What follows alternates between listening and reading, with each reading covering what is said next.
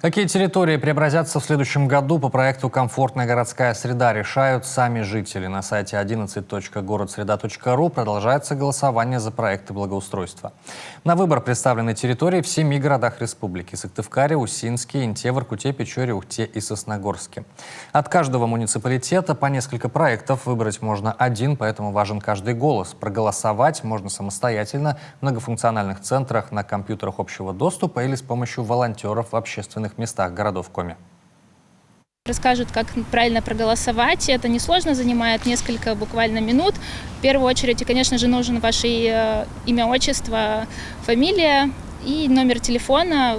Если будет чуть удобнее для вас, это можно проголосовать через госуслуги, зарегистрироваться.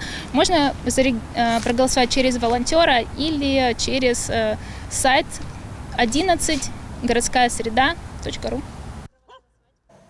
Расписание и точки сбора волонтеров представлены на сайтах администрации и сайте «Комфортная городская среда» Коми. Узнать добровольцев легко, они оснащены специальной формой, у каждого осенняя куртка с надписью и планшет. Рейтинговое голосование в рамках программы продлится до 30 мая. Территории, набравшие наибольшее число голосов, получат федеральное финансирование и будут приведены в порядок уже в следующем году.